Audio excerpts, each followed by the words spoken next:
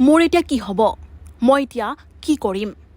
দৃশ্যটো দেখিলে আপোনাৰো বেজাৰ লাগি যাব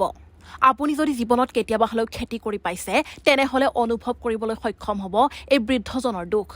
অশেষ কষ্টৰে কৰা খেতিডৰা যেতিয়া বানে ধ্বংস কৰি পেলাই তেতিয়া এজন খেতিয়কৰ মানসিক অৱস্থা কেনে হ'ব পাৰে সেয়া সাধাৰণ লোকেহে অনুভৱ কৰিব পাৰে এই কৃষকজনৰ নাম মতিলাল মাৰুতি ঘুগে মহাৰাষ্ট্ৰৰ লাতুৰ জিলাৰ মতিলালে খেতি কৰিয়েই অতদিনে পেট প্ৰৱৰ্তন কৰি আহিছে এইবাৰ কিন্তু মতিলালে দিক-বিদিক হেৰুৱাই পেলাইছে তেওঁৰ সন্মুখত জীয়াই থকাৰ কোনো পথেই বাছি থকা নাই কাৰণ বানৰ বাবে মতিলালে সৰ্বস্ব হেৰুৱাই পেলালে লাতুৰ জিলাৰ খেতিয়কজনে কেইবা বিঘা মাটিত আগতীয়াকৈ পিঁয়াজৰ খেতি কৰিছিল প্ৰতি বছৰৰ দৰে এইবাৰো পিঁয়াজৰ খেতি কৰিবলৈ তেওঁ সঞ্চিত ধন খৰচ কৰি পেলালে কিন্তু উত্তৰ ভাৰতত হোৱা প্ৰলয়ংকাৰী বানে ধুই পেলালে মতিলালৰ সপোন তেওঁৰ পিঁয়াজৰ খেতি পানীত বুৰ গ'ল তথাপি পথাৰৰ কিছু অংশ বানৰ পৰা ৰক্ষা পৰিল বুলি ভাবি আছিল মতিলালে কিন্তু পথাৰত সোমাই যেতিয়া তেওঁ পিঁয়াজৰ খেতিৰ দুৰ্গতি দেখিলে তেতিয়াহে স্তম্ভিত হৈ পৰিল কাৰণ মতিলালৰ গোটেই মাটিয়েই পানীত বুৰ গৈছিল তেওঁৰ পিঁয়াজ খেতিত ভৰি পৰিছিল পানী এই দৃশ্য দেখি উশাহ বন্ধ হৈ গ'ল মতিলালৰ কান্দি কান্দি জলমগ্ন পথাৰতে ঢলি পৰাৰ উপক্ৰম হ'ল মতিলালৰ কাৰণ পিঁয়াজৰ খেতি নষ্ট হলেও ক্ষতিপূৰণ নিদিয়ে বুলি মহাৰাষ্ট্ৰৰ চৰকাৰে পূৰ্বেই ঘোষণা কৰিছিল সেইবাবে অচেতন হৈ পৰিল মহাৰাষ্ট্ৰৰ উপান্ত খেতিয়কজন জীৱনৰ সঞ্চিত ধনৰ বৃহৎ পৰিমাণ খৰচ কৰি খেতি কৰা মতিলালক পথাৰৰ পৰা আঁতৰাই নিবলৈ আত্মীয়ই চেষ্টা কৰিলে কিন্তু মতিলাল পথাৰতে স্তম্ভৰ দৰে থিয় হৈ থাকিল তেওঁক কোনেও লৰচৰি কৰিব নোৱাৰিলে কান্দি কান্দি পথাৰতে মূৰ্ছা গ'ল মতিলাল নামৰ খেতিয়কজন তেওঁৰ কষ্ট এজাক বৰষুণেই ধ্বংস কৰি পেলালে পিঁয়াজৰ খেতি কৰি লাভ আদায় কৰাৰ কথা চিন্তা কৰি থাকোঁতেই বানে শেষ কৰি পেলালে খেতি এইজন খেতিয়কৰ দুৰ্গতিয়ে প্ৰকাশ কৰিছে দেশৰ কৃষি খণ্ডৰ আচল অৱস্থা দৰাচলতে মতিলালৰ দৰে খেতিয়কেই হৈছে দেশৰ প্ৰকৃত প্ৰতিনিধি হিন্দু মুছলমান সকলো ধৰ্মৰে খেতিয়কেই প্ৰাকৃতিক দুৰ্যোগত সৰ্বস্ব হেৰুৱাই পেলাইছে চৰকাৰে জাতি ধৰ্মক লৈ খেলা খেলি আছে কিন্তু তাৰ মাজতেই ভেদাভেদ নকৰাকৈ সকলো ধৰ্মৰে কৃষকক জুৰুলা কৰিছে বান অথবা খৰাঙৰ দৰে সমস্যাই মতিলালৰ দুখ দেখি কান্দিছে দেশৰ বহু কৃষকে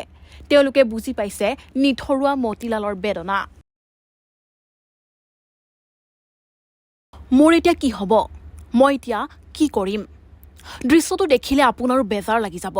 আপুনি যদি জীৱনত কেতিয়াবা হলেও খেতি কৰি পাইছে তেনেহলে অনুভৱ কৰিবলৈ সক্ষম হ'ব এই বৃদ্ধজনৰ দুখ অশেষ কষ্টৰে কৰা খেতিডৰা যেতিয়া বানে ধ্বংস কৰি পেলাই তেতিয়া এজন খেতিয়কৰ মানসিক অৱস্থা কেনে হ'ব পাৰে সেয়া সাধাৰণ লোকেহে অনুভৱ কৰিব পাৰে এই কৃষকজনৰ নাম মতিলাল মাৰুতি ঘুগে মহাৰাষ্ট্ৰৰ লাতুৰ জিলাৰ মতিলালে খেতি কৰিয়েই অতদিনে পেট প্ৰৱৰ্তন কৰি আহিছে এইবাৰ কিন্তু মতিলালে দিক-বিদিক হেৰুৱাই পেলাইছে তেওঁৰ সন্মুখত জীয়াই থকাৰ কোনো পথেই বাছি থকা নাই কাৰণ বানৰ বাবে মতিলালে সৰ্বস্ব হেৰুৱাই পেলালে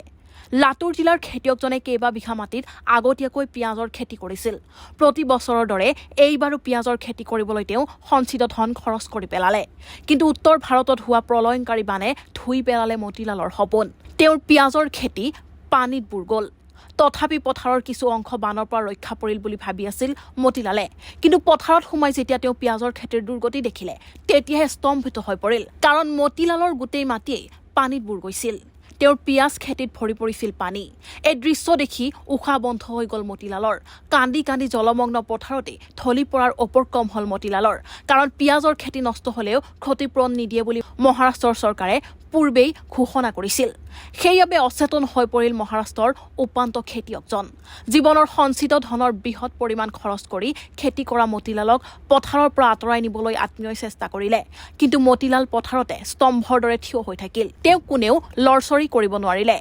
কান্দি কান্দি পথাৰতে মূৰ্ছা গ'ল মতিলাল নামৰ খেতিয়কজন তেওঁৰ কষ্ট এজাক বৰষুণেই ধ্বংস কৰি পেলালে পিঁয়াজৰ খেতি কৰি লাভ আদায় কৰাৰ কথা চিন্তা কৰি থাকোঁতেই বানে শেষ কৰি পেলালে খেতি এইজন খেতিয়কৰ দুৰ্গতিয়ে প্ৰকাশ কৰিছে দেশৰ কৃষি খণ্ডৰ আচল অৱস্থা দৰাচলতে মতিলালৰ দৰে খেতিয়কেই হৈছে দেশৰ প্ৰকৃত প্ৰতিনিধি হিন্দু মুছলমান সকলো ধৰ্মৰে খেতিয়কেই প্ৰাকৃতিক দুৰ্যোগত সৰ্বস্ব হেৰুৱাই পেলাইছে চৰকাৰে জাতি ধৰ্মক লৈ খেলা খেলি আছে কিন্তু তাৰ মাজতেই ভেদাভেদ নকৰাকৈ সকলো ধৰ্মৰে কৃষকক জুৰুলা কৰিছে বান অথবা খৰাঙৰ দৰে সমস্যাই মতিলালৰ দুখ দেখি কান্দিছে দেশৰ বহু কৃষকে তেওঁলোকে বুজি পাইছে নিথৰুৱা মতিলালৰ বেদনা news desk report new Assam news